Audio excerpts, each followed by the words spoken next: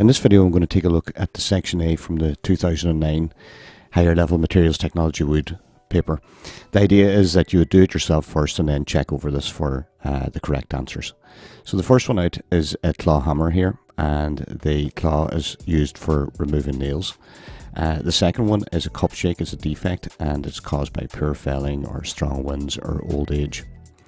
Straightforward enough. And the next one is a chamfer, and in particular it's a stop chamfer, but chamfer would probably get you the marks anyway. The next one is the wiring of a plug, and S is the earth, which would be normally yellow and green, and the neutral then, which is our blue, and then the live has a fuse on it there for safety, which it breaks the connection, the live connection, making it safe for the user, that it doesn't continue a circuit into the tool or whatever.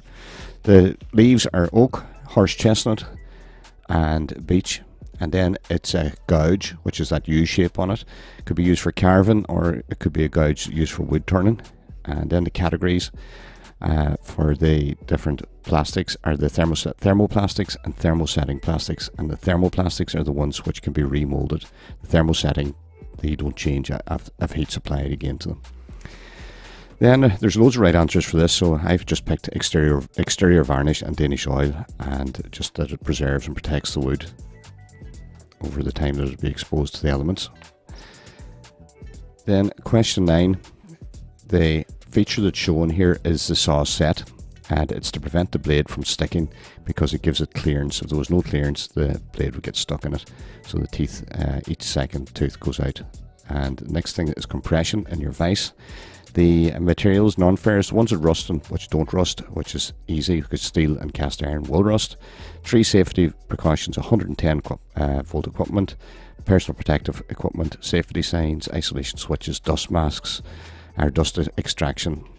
Any of these here will get you your marks, and each of these here I'm just kind of going over it, a bit over the top on it. So it asks us to put in a bit of end grain and show the features of what it would look like then. So the one that I've drawn here, you could have different arrangements of it, and it shows put in the face side face edge, which should be used from practical classes anyway. And then the 14 is a face shield and a faceplate used with wood turning. Precautions: wear goggles, face shields, tie your hair back, that sort of thing. Should be any of those would get you for the precautions, like safety procedures. The next one, 15, the CNC, it's got great accuracy, and of course it's going to be faster, and if you're going to mass produce something, you'll be able to reuse it over and over again, so the advantages of using control machines. The butt hinge is shown here, used for doors, boxes, lids, cabinets, any of that kind of thing there, and you get them in different sizes of course. The sketch here, I'm just using a few light parallel lines to get it started.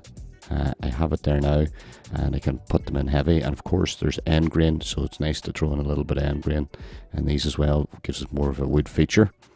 Then there's a 3D sketch, which you can see again. I'm going to set up with kind of my isometric axes on it. I'm not using set squares, but you could use set squares, and I've decided to make this one a left-handed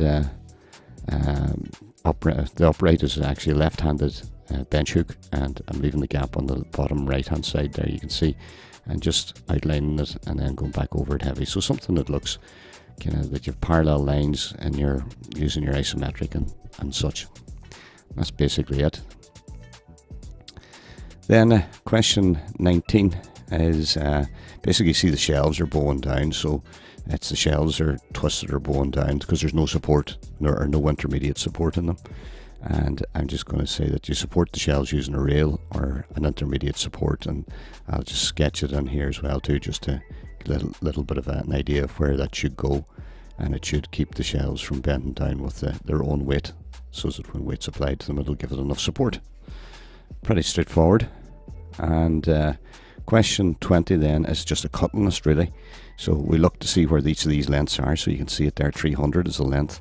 The sides, and the width is actually 100, and then you've got a back rail which is 30, and the front rail which is 180, and that's pretty much it.